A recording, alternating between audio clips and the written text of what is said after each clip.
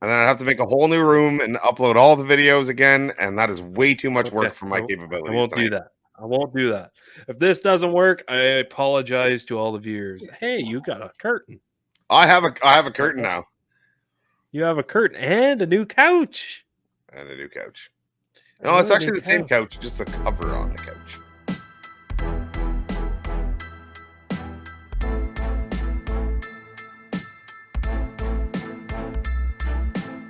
Hey everyone, I'm Brad from Calgary. This is Sean from Cambridge, Ontario. I'm Terry from Cornwall, Ontario. Hey, this is Larry from Pitt Meadows, British Columbia, and you're listening to the Towing Life Podcast.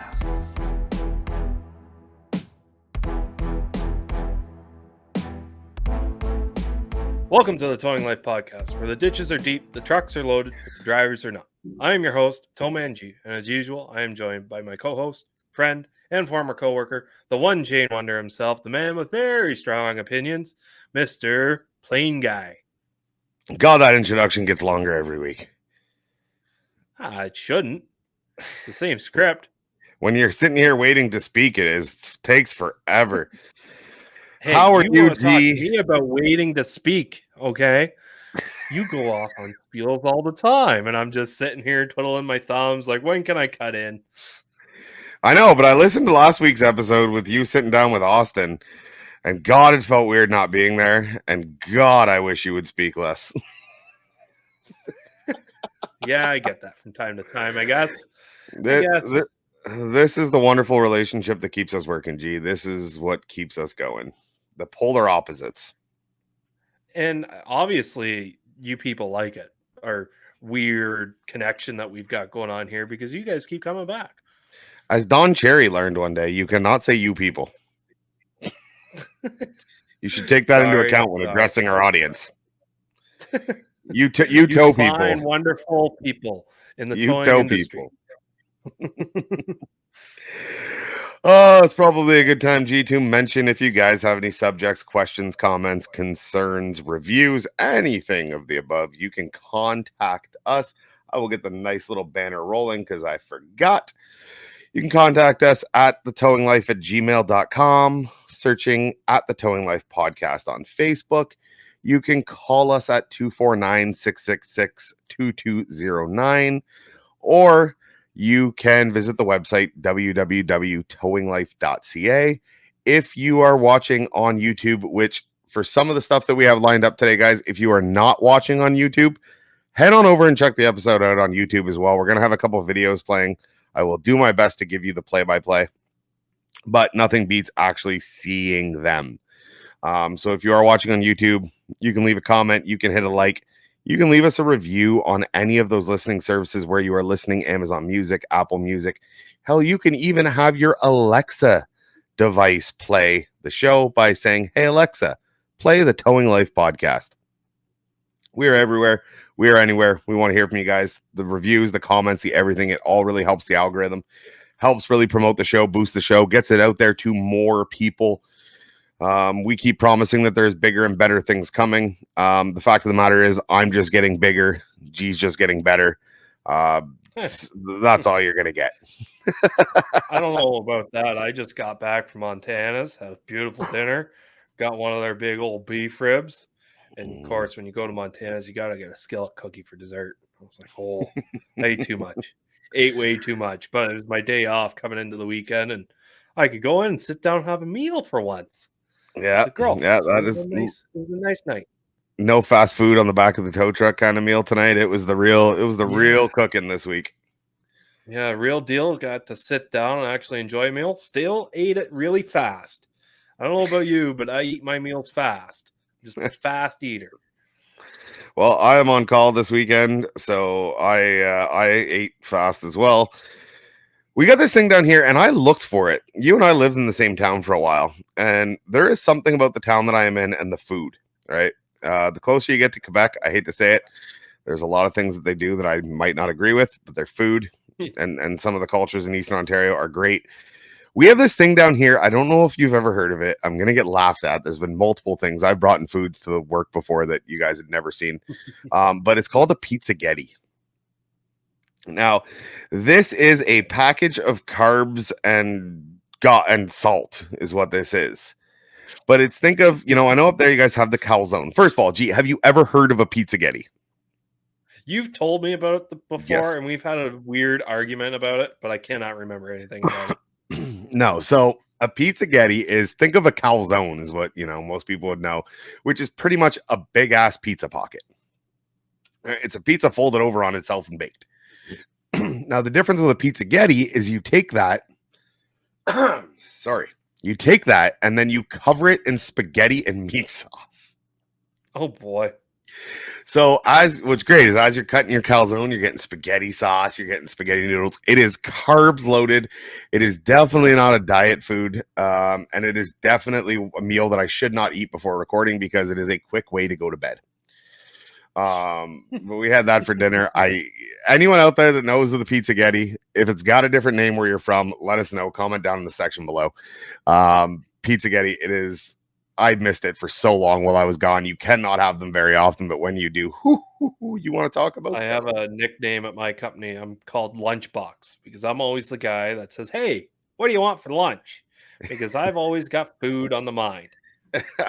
And you always get those days where everyone decides, "Oh, let's just go hit up a Wendy's drive-through," and you're like, "Yeah, I'm satisfied after eating that. I'm not super slow." And then there's those days where you get like a gourmet place that does takeout. Yep. We've got this one food truck in town, and everything's just over the top, and it's awesome. But you eat it, and you want a nap, and you just you don't feel like working anymore. Yep. That is probably one of the biggest problems. You're like, oh, I have to walk up this hill now.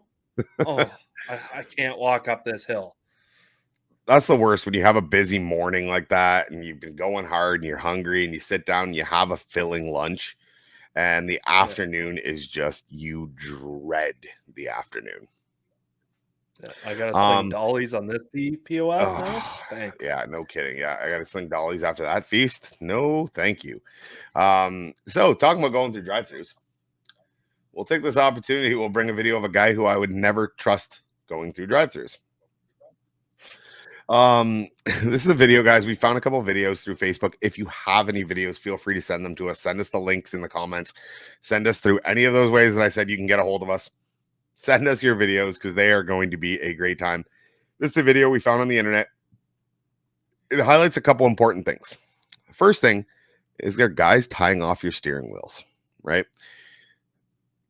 I know whenever you do the heavy towing, you tie off the steering wheel all the time. I know so many guys that will tow front wheel drive cars, pick them up from the front, and you guys are not tying off the wheels.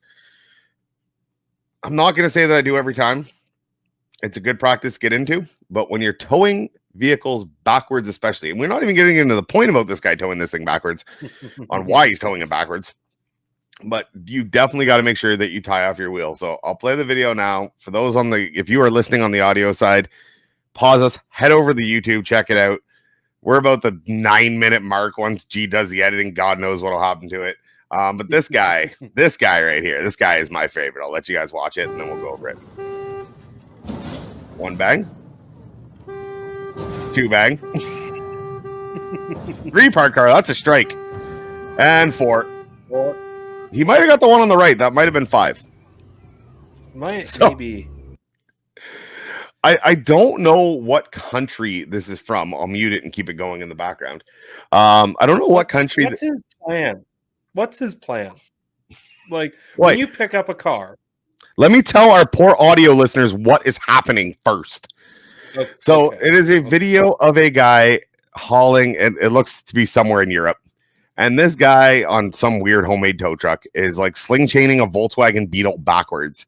And he clearly didn't tie off the bumper, and he is tie off the steering wheel. He is hitting every parked car going down this one-way road. He hits about 4 of them on the left side, and he feels them.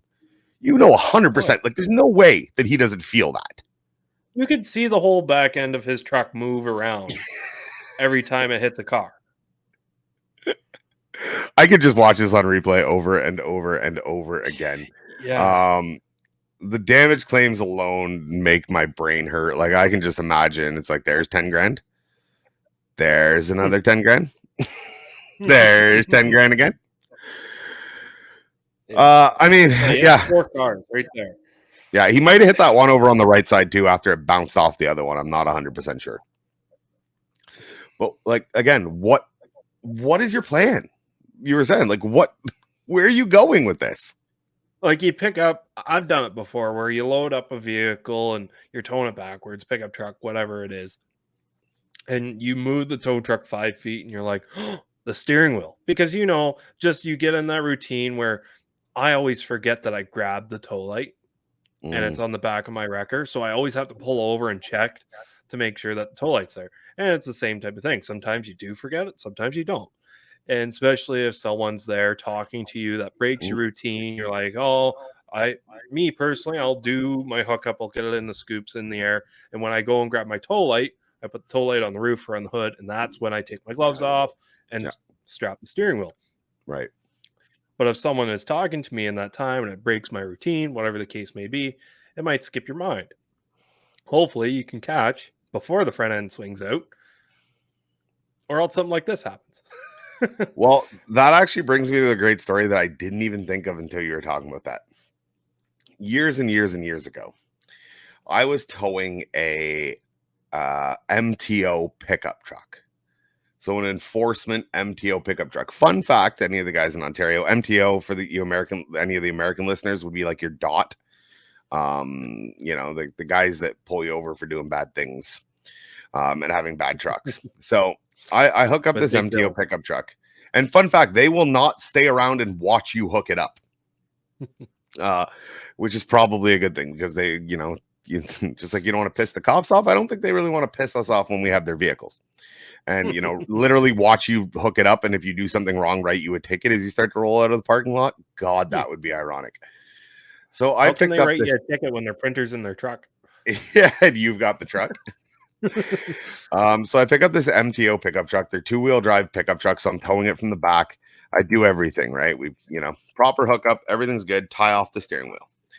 Well, my boss at the time wanted to take a look at, I think it was how they did their switch panels for their lights in the truck. So he said, hey, on your way through, why don't you stop at, this location? I'm going to meet up with you. I just want to check out how they do it. Okay, cool. Great. So we get there. He checks it out. Cool. All right. Thanks. See you later. See ya. I continue back on my route. What he failed to mention is that he untied the steering wheel to get in to take a look at it and did not retie it. And I never thought to check. So I turn out onto this 2-lane highway, and it's a busy highway. And as soon as I make that corner onto the 2-lane highway, the front end of this MTO truck swings into the opposing lane. Oh. And there's traffic coming, and you're just, you know what I mean? As soon as you look in your mirror, right? I'm taking a right-hand turn. I look in my right mirror. I straighten out. I just happen to look over in my left mirror, and as I do, it swung out on that left side. Oh.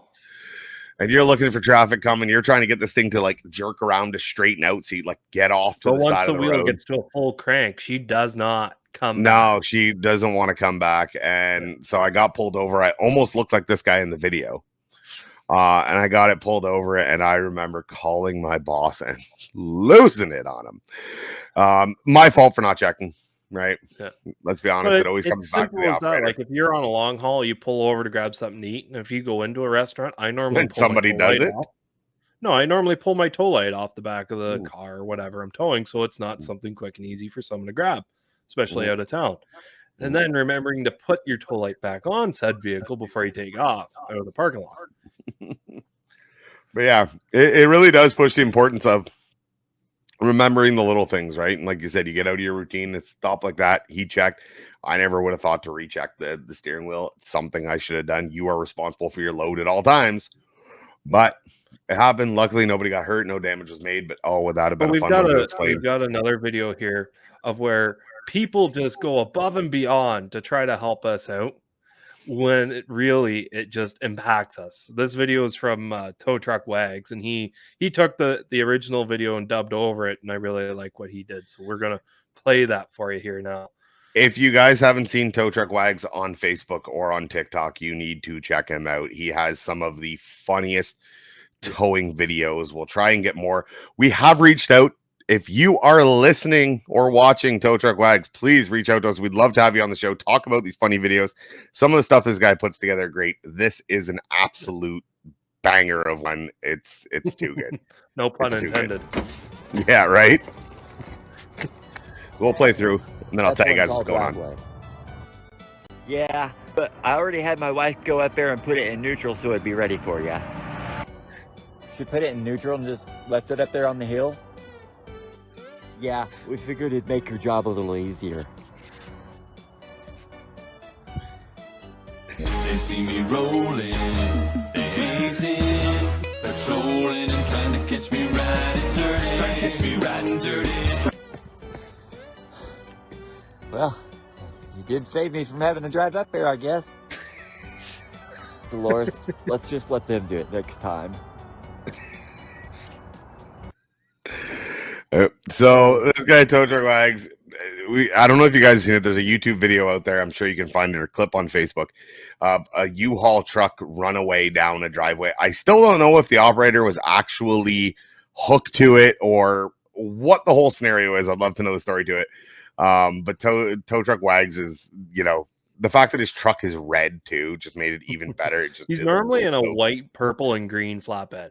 So I think I'm he assuming borrowed he one. got into this record just for that, which is awesome. But the U-Haul truck rolls down the hill, smashes into the wrecker. And the age-old question, do you want it in neutral? No, that is exactly why. There's nothing worse than winching a vehicle downhill. We've all been in that situation. They're up an uphill driveway. Right. If you haven't, well, sorry, you live in, Winnipeg where there is no such thing as uphill. Or one of your prairies down south, whatever that may be. But you get these hilly areas and you get a guy halfway up a steep driveway, and it's like, I don't want to pull you down, especially if it's glare ice. Because what's stopping you? Once I get you moving, the whole point of what I'm trying to do is to get you moving. The problem is I also need to stop you from moving. Yeah. Right? How many times I've used trees, right? Up off a tree, up a hill from the vehicle, if you're so lucky, and over the vehicle, and that way you can catch it, lower it down. Like, oh yeah. But this U-Haul just get those runs people away. that are stuck in their driveway, and you get there and like, well, I can pull you out to the road, and they're like, no, I want to get further in my driveway. Yeah. And you're like, what? I'm down here. I can't get past you. Yeah. I would much rather you pull up your driveway, but there's just no possible way to do that. And people just normally can't wrap their head around how winches work. Yeah. If you remember the little cottage area near where we worked, all these cottages were up a hill. Yeah. And in the wintertime, and that's on the other side. Yeah, there's a lake on the other side. You can imagine what that would do in the wintertime. And how many of them would be, I got stuck going up my driveway. Okay, well, I'll get you unstuck. No, I need you to put it to the top of my driveway. Well, no. My job is to get you unstuck. Unstuck involves you at the bottom of your driveway. You can figure your own way to get back up. What I recommend is a lot of salt or sand or something, because you're not getting up there. Well, I had this lady. She called for a winch, and I get there, and it wasn't actually a winch. Her car, the ignition key wouldn't turn. Couldn't get it into neutral. Steering wheel was locked. It was a Nissan Accent. I think the key was no longer programmed to the actual the tumbler inside. Anyways, she was like, well, it's parked here on the road, and I can't leave it here. It's on the dead end of a dirt road street. Like, it's not a big deal. But she didn't want it sitting there. She wanted it up at her house, and she's got a mile-long driveway. And I was like, oh boy. She was like, well, I had another pickup truck make it in there today already. And I was like, well, I'll see what I can do. I've got a 14,000-pound truck, and now I got to back your car all the way up this driveway. Because she said, oh, there's tons of room for you to turn around. The driveway's plowed real well. And I get there, the driveway's not plowed real well at all. So I figured her thinking of there's tons of room to turn around up there, there's going to be not enough room for me to turn around up there. So instead of blocking myself in, once I get up there, I'll just back in. I made it about 25 feet, and the ass end of my truck fell down, got stuck in the snow, and went on ice. And I was stuck. So I said to the lady, I was like, I can either leave your car here, or I can bring it back out onto the road.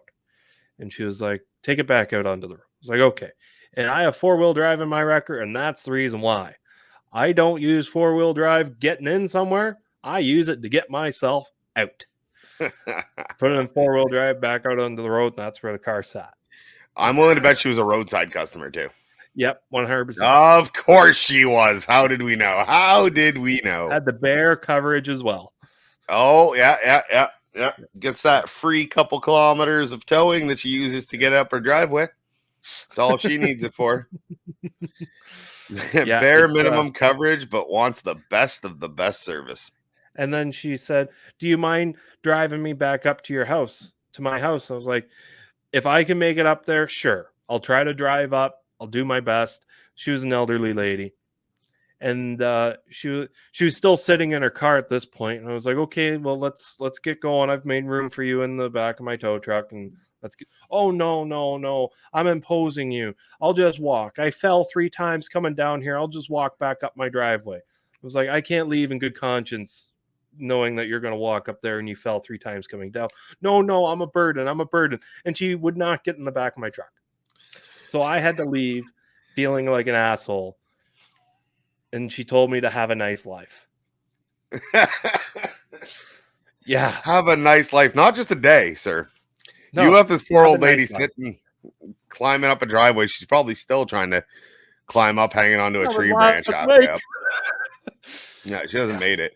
Speaking of falling, how many man, the ice this year is ridiculous up where we are. I slip all the time, every day. I'm honestly considering getting those little things that you put on the bottom of your boots that like rubber band on, and they're like ice grips, because I have eaten it. I don't know how many times this winter. I got this elbow. I hyperextended it right around Christmas time, grabbed onto a railing, almost fell. It's been tender since, and I swear to God, right as it starts feeling better, every couple weeks, I throw the heels out, end up on my back, and always use that elbow to brace. For me, it wasn't the ice. I dropped a car off in the city, and I opened up the door to go take the keys in, and this door was on a spring. And I opened it up, and I stepped in with my left foot, and my right foot didn't come in fast enough, and the door swung shut, hit the heel, and my foot was still at the lip, and it knocked me arse over tea kettle, face down. 2 people sitting in the office. I've never seen people stand up so fast in their life. And they're like, "Oh my God, are you okay?" It's like, "Yeah, I'm fine." And I was fine for like 4 hours. And then I was like, "Oh, I'm sore all over." Yeah, we actually went back and looked at the shop video footage of me falling at one point. I had 4 hot, fresh coffees on a tray. Stepped out of the pickup truck. As soon as I stepped out, went to take 1 step and just gone. And unfortunately, the vehicle is blocking the view of me falling. But you could just see how quick I went down. And did you save the coffees? Yeah, I did. That was the best part. I got up, I shook off my hand because I'd spilt a little bit on my hand, but never lost the lid, never lost the cup. You're a true trooper. Oh, and I literally fell on that elbow, turning to try and protect the coffees as I slammed into the ground. Because let's be honest, the coffees are more valuable than our health and safety, apparently. And I mean, you know, we put out salt, we do everything in our yard, but it's just the day of you're dealing with a skating. Thing is, you hurt yourself. That's just you. You ruin 4 other guys' day without bringing them the coffee they so desperately need to function throughout that day. That is fair. I am the real MVP that day. I'll stroke my own ego on that one. That's pretty common for you. Speaking of stroking your own ego, though. We've got people who stroke their own ego all the time, and sometimes they just have to switch companies to better suit their ego. Their ego outgrows the company they're in, and they need to get into some bigger, cooler things. And it might not even just be...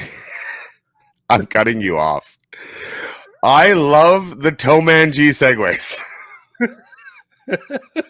Because you start with this idea in your head that sounds great. Yeah. You go with it, and it's going. And it keeps going. And you're trying to catch up to an end point that you're not really sure where you started. And I love you for it. I'm so sorry. I know I do this every time, dude, but it's my favorite part of the show. So what I'm trying to get at before you rudely interrupted me, bare bones driver relocation. You Yes. pick up, you move your friend or you move your family, you move your life to a different location for work. I know people do it all the time in different industries for different jobs.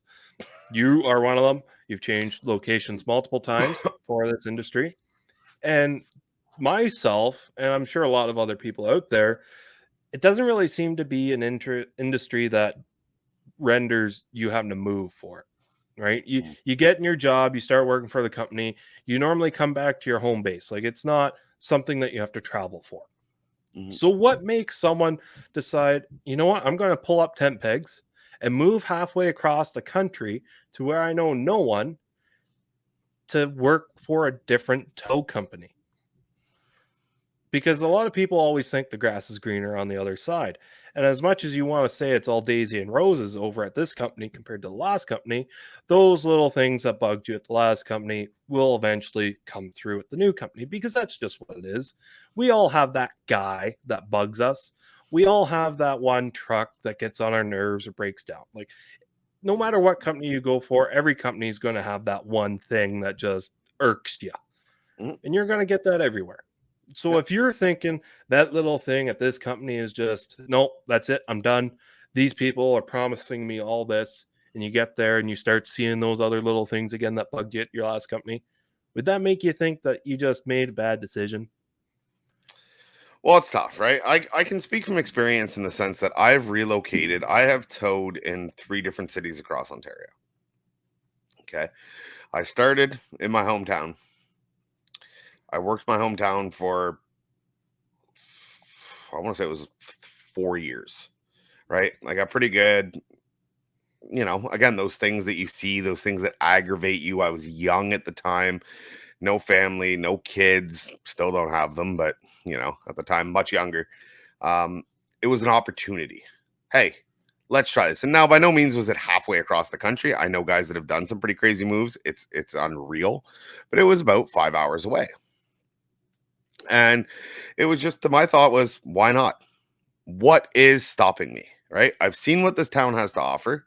Wasn't a big fan, didn't work out, whether it be my ego, my attitude, whatever it was, a lot of it was on me. I decided if we're ever going to do it, now's the time we're going to do it. And we packed up and we moved 5 hours away, and I was living on a guy's couch. My wife and I were still dating at the time. Like we weren't even engaged. We weren't married for sure.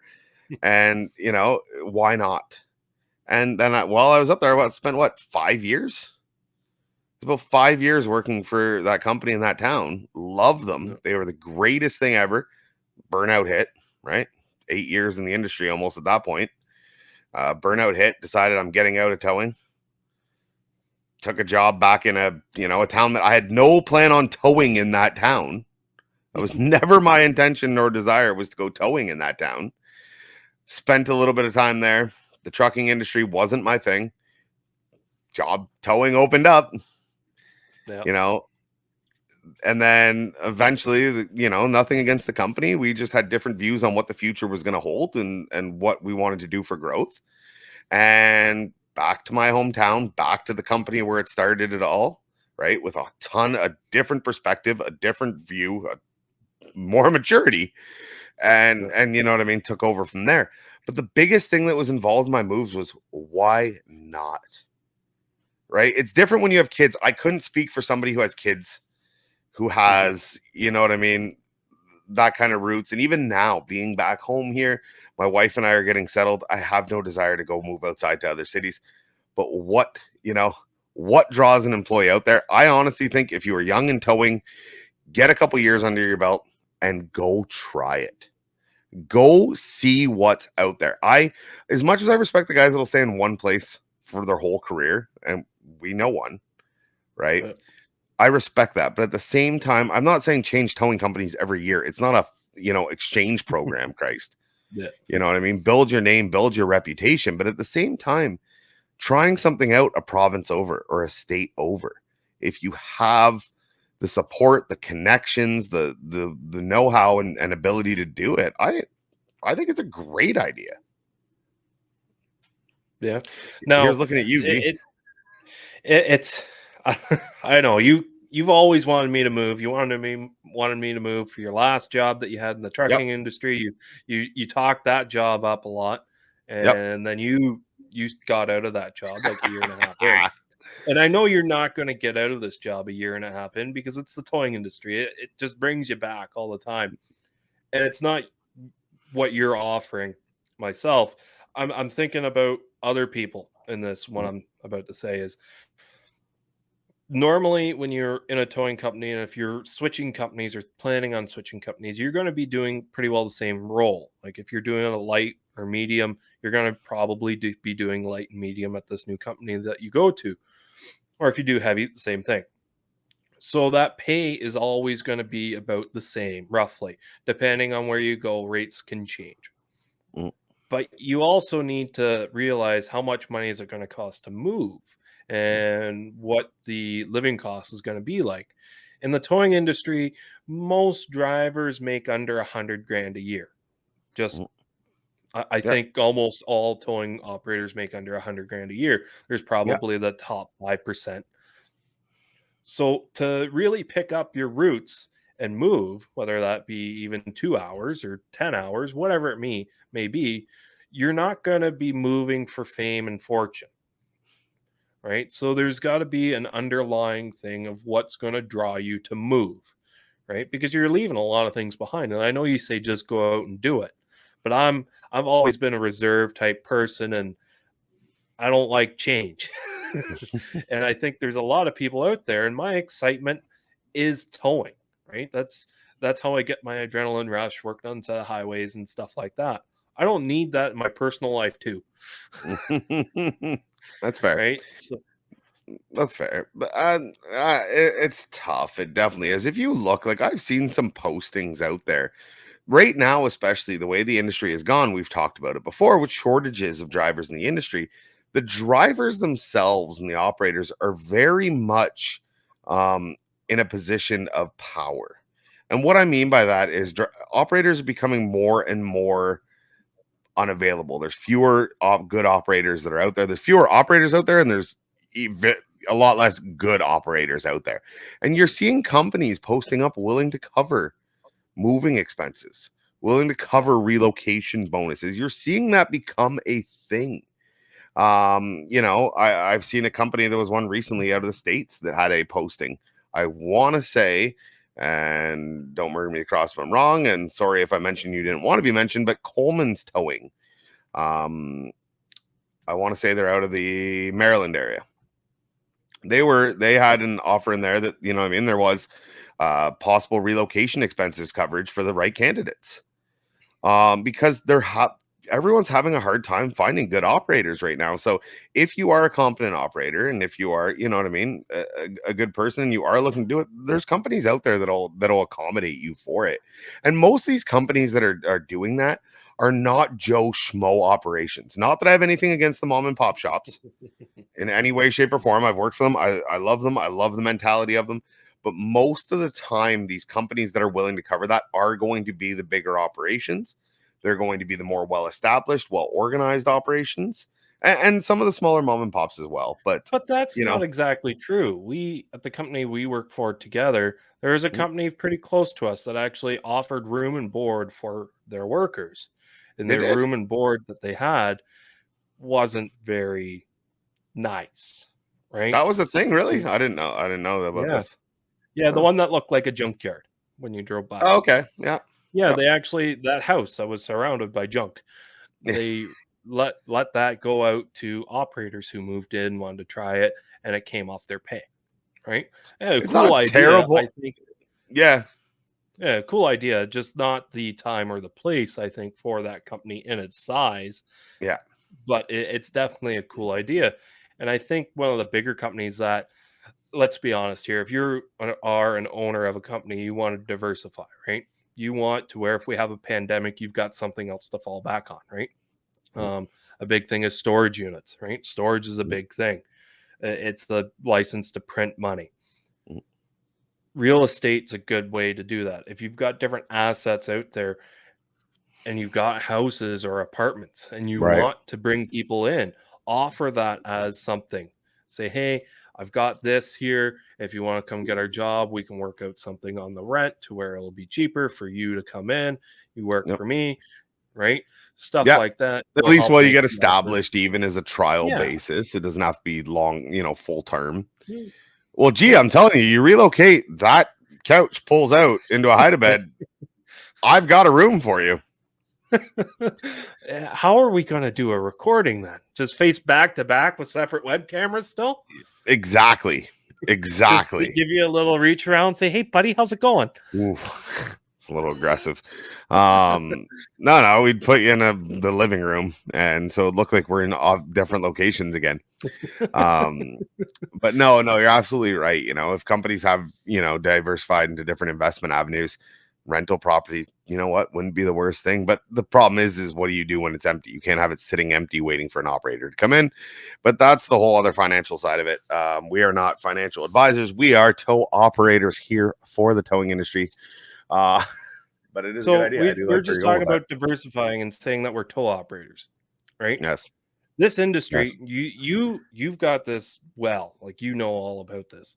Oh, Is Jesus. tow truck companies who own tow trucks also own crash trucks, stuff like that, right? Yes. Different scene management trucks, right? Yes. To where you can do it all. You are Billy Big Rig out there. You show up, all your trucks, and you do everything from start to finish. It's you. It's all on you. I Well, thanks. personally, right? It is. They're not my trucks, but sure. Yeah. But they've all got that company name on the door. Yeah. And Yeah. if you show up and police and fire isn't there, you have all the equipment to do the job. And some of these big companies do, which is awesome. That's great. And we lost him, ladies and gentlemen. Well, that worked out at a perfect time. I'm not sure the point he's getting to, but I am going to carry it thinking that I am aware of what he was trying to get at. So what he was trying to talk about is traffic control units. Hey, he's back. You want to continue your point or you want me to go?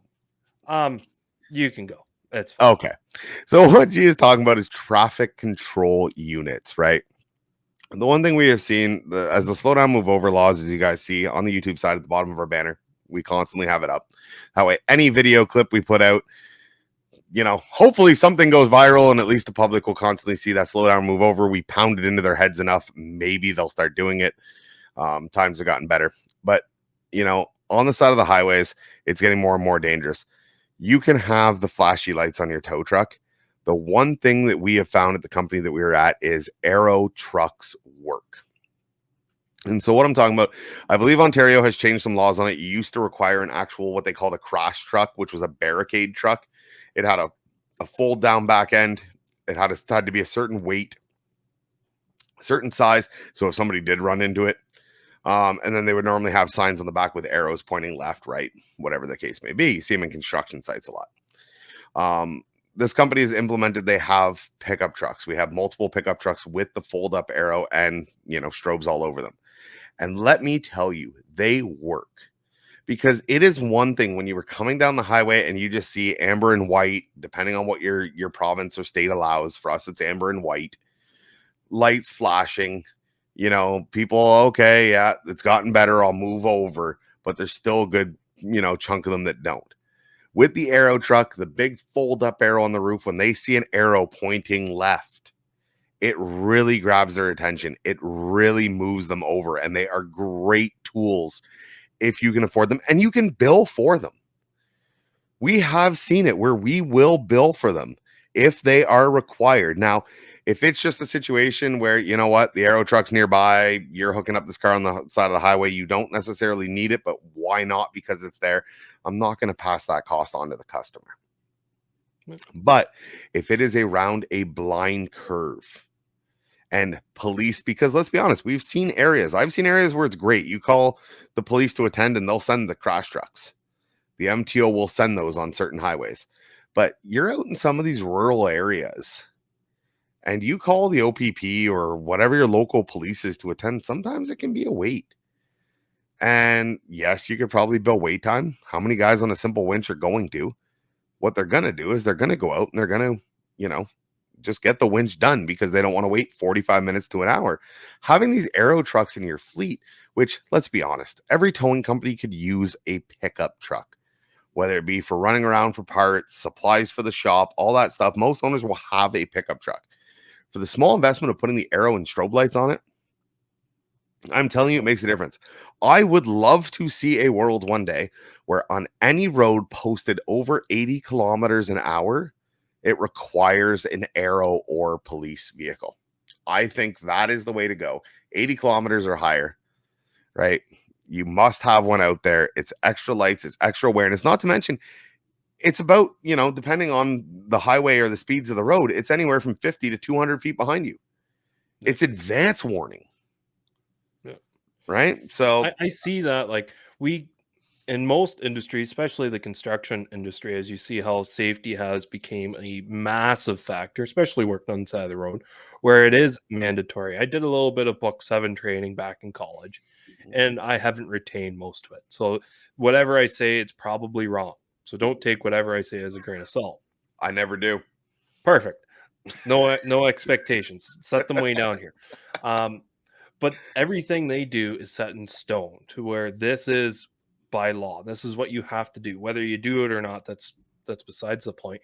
And it's all for safety of the workers that are there, right? They don't care about how much it costs to buy all these tiger tail barrels and put them out. You have to have them, right? At the same time, the towing industry has always been, you get out there, the less time you spend on the side of that highway is technically safer than spending more time waiting for other equipment to show up. Yep. And I know most of these roadsides say if your mirror is over that white line, you cannot stop, you cannot sit there because you cannot block a lane, especially here in Ontario. Tow trucks don't have that power. Yep. And there is a gray area there if you've got the training and you're allowed to block off a lane and certain highways, but that's besides the point. Yeah, certain posted speeds, whatnot. Yeah. But I do like this point of the Aero. At the end of the day, though, who's paying for it? Like, you're going to be pushing this on to the customer because the customer always has to pay for it, right? Right. But is the industry as the whole and the consumers, and normally our consumers are people in dire situations, are they going to really want to cover that extra $100 or $150 for that second truck to show up there?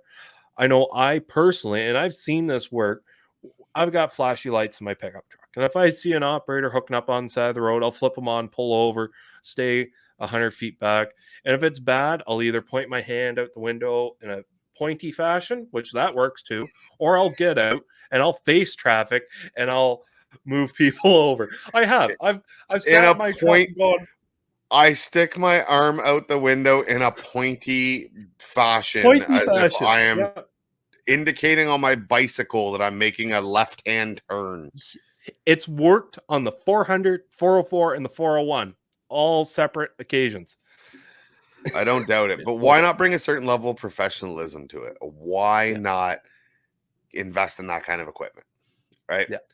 Although what you're saying may work, we can both agree that it's nowhere near as effective. No. And it kind of adds a certain level of unprofessionalism. I mean, I'm all for the operators going home at the end of the day at all costs.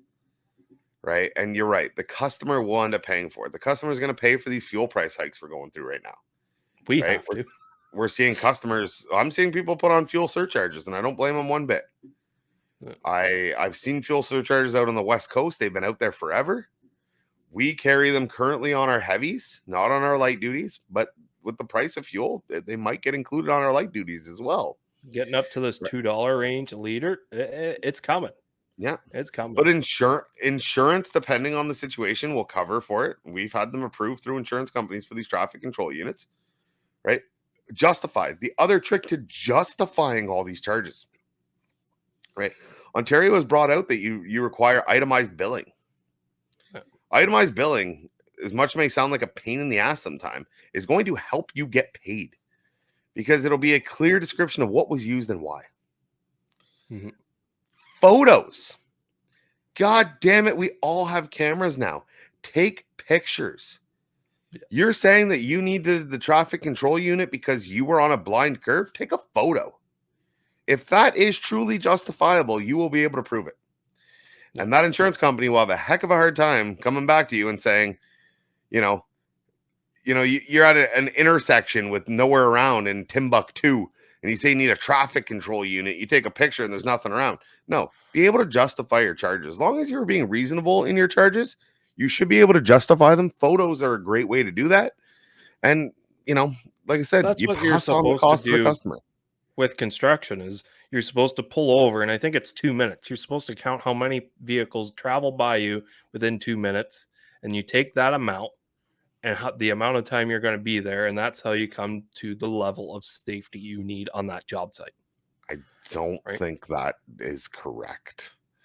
We have That's- somebody who listens that is very big into health and safety. He knows who he is. He listens to every episode. If you are listening to this, correct it. I know you'll send me a message this week. Please send that message. I've always been under the impression, when my first job I ever had, that's how we came to what type of safety we needed to put out, was tree work in the city. So we were always working on the roadside. And when I went to schooling, it was, this is how long you sit on the side of the road, this is how many cars you count, to this is how long you're working, and that's how it's always come to be. I'm pretty sure it's all based on speed limits, posted speed limits. So if it's at this speed, you need this much visibility, you need this much warning in advance, you need all this. I'm pretty sure that's what a lot of it comes down to now. I could be mistaken, but we will be corrected. We have been corrected before, and we will be corrected again. Please correct us. But no, at the end of the day, yes, there's a cost that comes with traffic units, but there's always a cost that comes with safety. Safety's never free. No, safety is never free, and a lot of these laws are written in blood. Slow down, move over law was a law created in blood. The blood of people that have been hit on the side of the highways working, right? It is what it is. I know you've been sitting there waiting on it to see if we would, I was almost that person the other day, right? I've had 2 close calls within a 2-minute period on a 400 highway. You ever watch a transport driving in a ditch at 100 kilometers an hour? I did, about 10 feet away. And man, it makes a weary sound in the wintertime. It is quite the whoosh as that thing goes. And to watch another one clobber a trailer 8 feet away while I was sitting in a traffic control unit, which didn't do too much on that scene, I would say. When it's whiteout conditions and visibility is 30 feet, rule number 1, don't outdrive your visibility. And that's what these guys did. And so, safety is a top priority. And what is safety worth? What is safety worth? Right. And so anything that we can do, these traffic control units, any sort of advance warning, guys and girls listening, there's no price that's worth it. There is no price that is worth your life. Be safe out there the best that you can. Stuff happens. Accidents are going to happen. Things are going to go bad. It is what it is. But if you can take that opportunity to try and better your chances, I encourage you to do. Before we go today, we are going to watch a couple. Speaking of bad things happen, we've got 2 videos left that we wanted to get to today. The first one I'm going to play. The second one will lead into it. The first one will be how the car got there. The second one will be there, how to get it out of there. If you guys have ever done a rollover, which I'm willing to bet that a couple of you listening have or watching, you know the importance of 2 things. When you are uprating a vehicle onto its wheels, for the love of God, chalk the wheels or ensure that there is a brake. And even if you are sure there is a brake, take the time to chalk the wheels. This is an oldie of a video, but a goodie of a video. If anyone's seen it, I know you've seen it before. We'll just flip it right on. This poor gentleman is uprating a car in the middle of a lane. And he's got it. It's on its side. He's got it. He's on a hill. He puts it down his wheel. Atta boy. He forgot to chalk the wheels. Fuck me. And you have to be kidding me. And her reaction says it all. Her reaction absolutely says it all. So, like you pointed out earlier, Gene, we watched this video before the show. This guy was obviously in a hurry because he's got the whole road shut down for whatever reason. Yeah. It made it a little easier. He could have probably done it from a single lane. Obviously, his training isn't fully top notch because he wouldn't have done what he did. And this poor car is now rolled over all the way. Like, not only did it come off, it gone. It's It's gone gone. down into the ditch. You can't even see it anymore in the video. It's a white car went into green trees, and you cannot see it anymore. I think it's a Mazda 3 or a Mazda 5. Yeah, it's some sort of Mazda. Right But there. even Beautiful. We just paused it right there. That is Yeah. beautiful. The car landed on its wheels. Look how good that looks. He uprighted it off of its side. the only thing that could have been better in that situation if he had his truck in the correct position to hook it up from the front and go, right? Yeah. Because I'm Yeah. not sure if it's got flat tires in the rear, but other than that, perfect if you stopped it right there. And then what happens after you start playing the video again, it's all downhill. The look of defeat that he gets says it all. Says it all. I hope none of you are ever in that situation. That car, not only when it rolled and it landed, not only did he not have the wheels cribbed, and we're not, I don't want to tear this guy apart. I don't know who this guy is. This Mistakes guy's probably happen. had more than enough of that over the past couple of years. This video's been up. Oh, this video's been viral. And it almost looks like that truck has a certain roadside little banners on the bottom, but I could be wrong. But no, it's I like to use this as a training example. This is why you crib stuff, because when it landed, it was good. Yes, it started to roll. The way it landed, the way it jolted, whatever he used as a rigging point, which I don't know what it was. You see the chain, I think, actually come off whenever it lands, or the winch line bangs around, whatever it is, popped off, and that car just became a runaway train. No. And it ran. Another thing that he could have done differently is if he was more straight onto it, and when that car is coming over, if that line remained more tight, that car would have never been able to run and catch the momentum to hopefully even take off his line. I don't think it matters. Crib it and it never gets there. Crib it and it never there's no other really solution to that. Crib it. Give the handbrake while it's on its side a good yank. But even that, the bang of the impact, something could shift, something could release, that car could roll away, throw the cribbing down. Right? V it at the wheels. It's a training thing. We all make mistakes. That was a very expensive mistake. Now, that being said, we can see this gentleman is the guy that went back to recover that vehicle later in the winter. Guys, why do you need to hire a tow truck when you've got this guy with a Subaru? We've been doing this all wrong. We go out and buy $140,000 trucks. Yeah. This guy doing it with, I believe that's a $110,000 SUV. Yeah, I mean, fair enough. It's not that much cheaper than our trucks. This is on TikTok as well from a user. I like giving them the shout out if they're going to put up this content. At helper24.it is best I can see from the video. But there is a rolled over car on its roof, fully in the ditch. This guy with his all-wheel drive Porsche SUV throws a chain and some straps over it, parks in the middle of the road, and just gives her. And I mean, he uprights it. He flips that thing from roof to wheels in one good jolt. I'm impressed. Flawlessly. I have had many rollovers that were not as nice as that. No. That was beautiful. And then to top it off, he comes at it from another angle and he pulls that thing right out of the ditch onto the road. It looks like it's drivable. Yeah. I mean, like that thing's ready to go. Too. You roll it in the ditch and then you pull the front end over in the ditch instead of trying to run that ditch sideways to come up. You just pull it straight out of the ditch. Yeah. That's my favorite technique right there. This guy's top notch. Yeah. I'd hire this guy. I probably couldn't afford him if he's already driving that beautiful Porsche SUV, but and he's over in Europe, so you're gonna have to relocate him. He's got his four-ways on too. He's even got his warning lights on. Those might have came in after he jolted the hell out of it. No, he's got them on before he pulled it. So he's trained in his hazard lights, and he's got a guy there with high vis on too. Yeah, that's his scene coordinator. Yeah, and right vehicle that's upside down. I bet you he charged for that guy. I'm betting he charged for that. That might be a cop. Yeah, I don't know how they do things over in Europe, but that might be a cop that was spotting him out. Yeah, I don't know. I would charge that guy $50. Is this the guy who does $50 wind shouts? I don't know. Yeah, who needs a tow truck when you've got a Porsche SUV and a couple of old chains sitting in the back? I feel bad for that car getting rusty old chains thrown into it after doing that. Maybe he keeps them in oil buckets in the back. With all that jerking, I hope not. They're sealed oil buckets. They're sealed oil buckets. All right, guys. Well, on behalf of myself and Toman G, we appreciate you guys coming out, checking out another episode. It has been a blast. Don't forget to check us out on the YouTube side to get all the videos. Don't forget to follow us on Facebook at the Towing Life Podcast.